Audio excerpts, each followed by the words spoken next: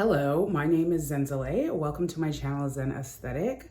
To those of you who are already subscribed to my channel, thank you so much for subscribing. And to those of you who are subscribers who have come on in the last few weeks or so, thank you so much for your subscribership. And if you're watching this video now and you haven't subscribed as yet, please consider doing so by clicking on the subscribe button down below if you are interested in content like this. I've mainly been doing fragrance content, but I do sprinkle in some skincare and body care stuff every now and then. So in this video, I wanted to talk a little bit, really quickly, about 3 new fragrances that I've added to my collection in the travel size. And a couple of honorary mentions of samples that I was sent from one particular fragrance brand, which I will also talk about. So if you want to find out what the latest fragrances in my collection are, keep watching. So the first fragrance I want to talk about comes from the line Noyze. This is Jerome Epinet's latest release, exclusively at Ulta under their Conscious Beauty line, which means that it is ethically sourced, recyclable materials, and more, cruelty-free. Jerome Epinet is someone that I know as a perfumer of one of my favorite commodity fragrances, Commodity Velvet. He's also done some collaboration on fragrances with Zara. So the line Noyze, which again is exclusively at Ulta, it's spelled Noyze, came out with about 4 different fragrances. The one that I'm going to be talking about in this video is one of the 2 that I really enjoyed from this brand, and it is called Unmute. This is what their travel size looks like for Unmute and all the other fragrances. And I have to say, this is one of my favorite packaging designs for a travel size bottle that I have seen in a while. I really love how thick it is and just like sturdy, but also nice and clean in appearance and presentation. I also really love that Noyze is spelled vertically here in this kind of blunt font, which is kind of becoming of the brand's sort of concept of, you know, noise and boldness and, you know, edginess and that sort of thing. So on Noyze's website, Unmute is described as sweet and dangerous on repeat, vanilla upgraded, made to be craved with notes of juicy black plum and Spanish cyst. Get loud, be bold, be you, Unmute. The fragrance notes for Unmute are the top, Indonesian cassia, black plum, clary sage, Ceylon cinnamon, and pistachio. The middle is cashmere woods, Spanish cyst, and Somalian incense, and the base is Madagascar vanilla and crisp amber. So I've had this fragrance now for a few weeks. As you can see, it is well below the halfway point. I really like this fragrance a lot. I love smelling it, but what I love about it isn't so much its, you know, claim to be bold and sort of unmute like the copy says. It's really more of a cozy, woody kind of fragrance for me, which I think will do really well in the colder months. Every time I smell this from the atomizer and even on my skin, what I first get is the woody cashmeran and something that reminds me a little bit of hinoki wood, the way that A Boy Smells does hinoki wood. That's kind of like the first fragrance that I smelled with hinoki in it, which the Boy Smells version is too strong for me, but the hint of it that I get in this, which is not hinoki at all, I really, really like. So the general sort of vibe I get from this is woody, warm, spicy, and sweet from the vanilla Madagascar, and I enjoy it. I think that this is also a fragrance that can be worn by either men or women or anyone on the gender spectrum. I believe that Noyze is one of these brands that really kind of focuses all of their fragrances on marketing towards a unisex, you know, market. It is definitely not leaning, to me, in my opinion, more feminine or masculine, at least not this one. One of the other fragrances that I liked is one I will put up on the screen here because I'm not gonna say the word. This fragrance starts out very rocky, like very rocky, but it's an interesting journey. It's definitely not a safe blind buy, whereas Unmute I feel is a safe blind buy comparatively. They also have the fragrance called Lost and Found, which is more floral, and I think that's a beautiful, easy, safe blind buy as well. The fourth one, Love Club, was the first one that I had purchased, and I did not like that. That one smelled to my nose like urine. So yeah, I wasn't feeling that one. I was really disappointed, but my feelings were redeemed when I picked up Unmute. This is one of my favorite fragrances from the Noyze brand. Again, it's not like I run out and buy this absolute love kind of fragrance, but clearly I do like it. The second fragrance that I want to talk about is from Nest New York. This is their latest release of the Vanilla Bourbon fragrance. So quick story about this. I recorded a first impression of this fragrance. I don't know if I still have footage of it. I don't remember what went wrong, but I didn't end up publishing it, and I just was just like, fine, let me just start recording this again. And so I went to get my travel size, and it was finished.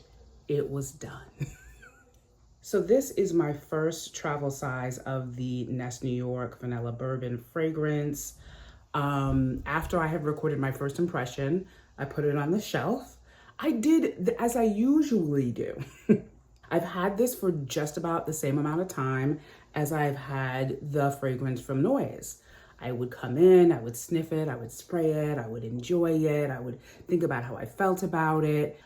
And then one day when I decided to record my impressions again, I picked this up and I swear to you, it was done. There was nothing left in it.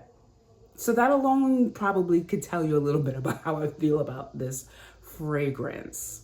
I even peeled the sticker on this off to make sure that it was absolutely done because I couldn't believe it. And then when I looked at the footage that I recorded of my first impression, I saw that it was a full bottle. I could see the juice up at the top. That's never happened to me before. So I just thought that I would share that before I move on to my second purchase of this fragrance, which just arrived a few days ago from Sephora. So this is the box that it comes in. Same beautiful packaging as the actual bottle. And this has very simple notes to it. I believe the notes are brown sugar, night blooming jasmine, vanilla bourbon, and orange bitters. I like this fragrance. I think I'm just a vanilla bourbon girly. Anything with bourbon or rum or amaretto in a fragrance and vanilla, I have to put my nose on. And I like this. Again, it is not like, oh, run out and get this. It's so good. It's life-changing.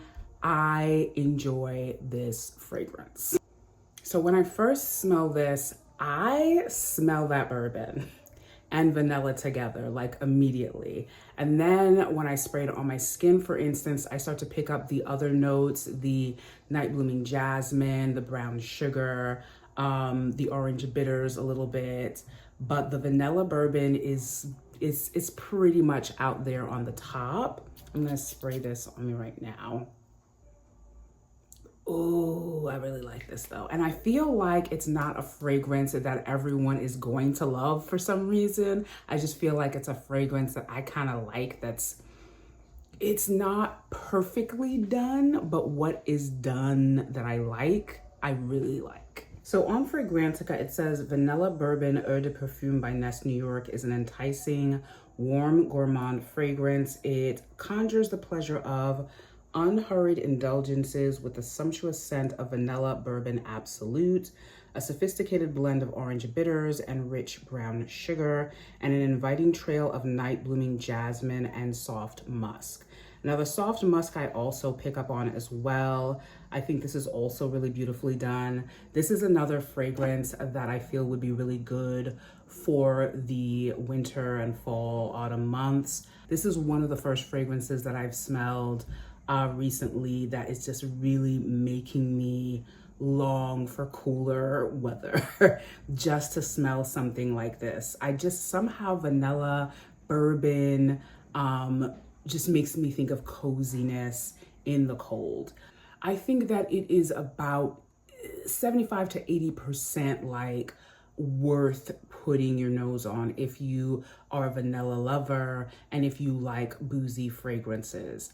I think it could have been done better, but that hasn't stopped me from picking up a second travel size is all I can say. Not absolutely certain about getting a full size of this one. I'll see what happens when the second travel size is done, when I actually get to like wear it out. Cause I didn't go nowhere with this first travels. I didn't go out with it. I didn't wear it out. It just disappeared. So I'm going to be a lot more careful with the second travel size because I still have yet to experience what the longevity is like. I didn't mention it about the Noyze fragrance, but that one, it has moderate projection. I would say maybe 2 to 3 hours.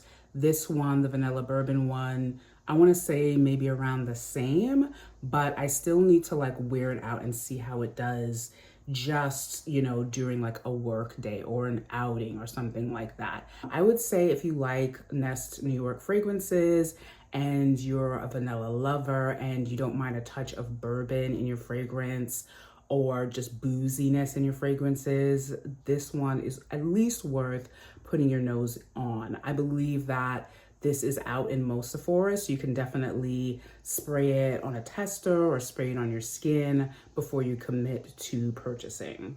So the last fragrance I wanted to mention, and one of the latest new fragrances in my collection, is from Julianna's Perfume. This is the fragrance called Aurora, and this is their version of MFK Baccarat Rouge. I'm very new to Julianna's Perfume, but in the span of time that I've had this fragrance, again, a few weeks like all of these others, there are definitely a couple of fragrances from Julianna's Perfume that I want full bottles of. Unfortunately, Aurora is not one of them. So I want to say in terms of its replication of the MFK 540 DNA notes, on a scale of Okcha Swevin, which is another dupe fragrance for MFK Baccarat Rouge, and the Fineries the New Rouge, with Okcha Swevin being my least favorite. That's one that I had and I sold off on my Mercari a while ago. And Fineries the New Rouge, which is I love that freaking fragrance so much. It really captures the sweetness and the resinous quality and the dry notes of that resinous quality that I love in the 540 DNA really well. For me, I know I'm getting a second full bottle of Fineries the New Rouge before it's even done, and it is more than halfway done. So between Okcha Swevin and Fineries the New Rouge, Julianna's Perfume Aurora is somewhere in the middle. So this, let me just spray it again. I'm gonna spray it on this side. So I'm getting a hint of sweetness now, but I just feel like if I had sprayed this on myself, say in a store, I would not have purchased it. I would have just been like, this is okay. It's kind of a faint whisper of similarity to Fineries de Nuit Rouge, but not quite enough for me. That being said, I don't regret having it in my collection, but I definitely will not be repurchasing it. Notes of this, as read on Julianna's Perfume website, is top notes violet, jasmine, saffron, heart notes praline, ambergris, base notes amber, vanilla, and oak moss. I can layer it underneath other fragrances, maybe the Fineries Nuit Rouge or even Red Temptation from Zara. But on its own, it's too light. It doesn't have enough projection. It doesn't have any of the qualities of the MFK 540 DNA that I love, that is duped well by other brands that I like. But the two samples that Julianna's Perfume sent me from their brand are absolutely freaking incredible. So let me quickly tell you about those two. So first, let's talk about a fragrance called Her Narcotic Mango. And this is the sample that they sent me of that. So Her Narcotic Mango is inspired by Fleur Narcotique and Mango Skin by Wilhelm. And the notes are top lychee, mango, bergamot, peach, and blackberry. The heart notes are peony, orange blossom, lotus, and jasmine, Petelia oris. And the base notes are vanilla, pink icing, musk, moss, and woody notes. This fragrance is beast mode on the opening.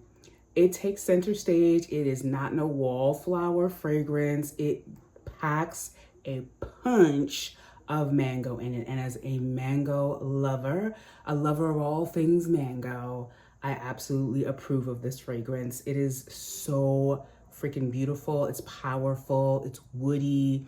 I think that it would do really well in the summer because of the sweetness and also because of the heaviness of the mango and the fact that it's called Her Narcotic Mango. I see this as a fragrance that's probably leaning more towards being marketed to a woman. I'm gonna spray this on the back of my hand. So, oh my God, I love this. It just, you know, there's no sort of wondering about this. When you smell this, if you're a mango lover and you haven't smelled this, definitely get your nose on it. You're either gonna love it, you're gonna hate it. It's just, it doesn't kind of like sneak up on you. It just kind of just really hits you immediately. But as it dries down, you do get some complexity in the notes of this. You do get the woodiness at the base, but what you get immediately is this sharp, sweet, almost tart-like, juicy mango. And it's just such a blast of projection. And I want to say that it lasts maybe a couple of hours with that sharpness, and as it dries down in like the third hour, you're getting mostly like the woodiness from the base and some of the middle notes. I only have this tiny little sample, but I feel like when I get the full bottle, an overspray of this is going to last quite some time because it is a powerful fragrance. This is also a fragrance that is out of stock on Julianna's Perfume pretty much most of the time. I'm on the mailing list, so they always send you an update of fragrances that have been restocked, but you gotta get on it quick because they sell out in minutes. So the second and last sample that I got from Julianna's Perfume is called Double Decadence Lush Sunset. They have a Double Decadence that's just Double Decadence, but this one is Double Decadence Lush Sunset. Double Decadence Lush Sunset is inspired by Spirituous Double Vanille and Atomic Rose. So the top notes of this fragrance are Bulgarian rose, incense, pink pepper, and bergamot. The heart notes are cedar, ylang ylang, amberwood, and jasmine. And the base notes are vanilla, red rose, benzoin, and almond. I'm just gonna spray that in the back of this hand. So I do get the rose from this, definitely. But the other notes, or at least the other feeling that I pick up from this, is a kind of musky leatheriness. Not heavy, but definitely substantial. And I really like it. I really, really, really like it. It is warm. It definitely reminds me of a fragrance that is going to do best in the colder months. Again, I can see this just doing so well in the fall and the autumn.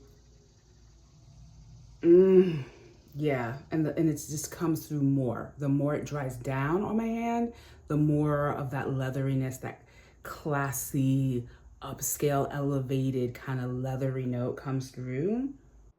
So I just wanted to say that the leatheriness that I'm talking about, I realize is probably coming from the Bulgarian note at the top in this fragrance, which I've noticed with a lot of my favorite rose fragrances, that rose gives off this leatheriness, which I absolutely love, and which I think is probably the main character of this fragrance. That's a beautiful freaking fragrance. And incense, pink pepper, bergamot.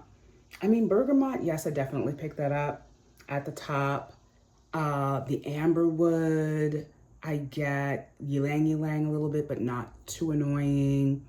And oh man, it just gets better and better, at least on my skin as it develops. And it doesn't take a whole lot of time. It's like just unfolding in the most incredible way. If you've ever smelled BDK's Creme de Cure, which is another fragrance that I absolutely love, I would sort of compare Double Decadence Lush Sunset a little bit to that. More in qualities than in so much that it smells exactly like it. BDK's Creme de Cure is the first fragrance of its kind that I've ever smelled like that, with the suede and leather in it.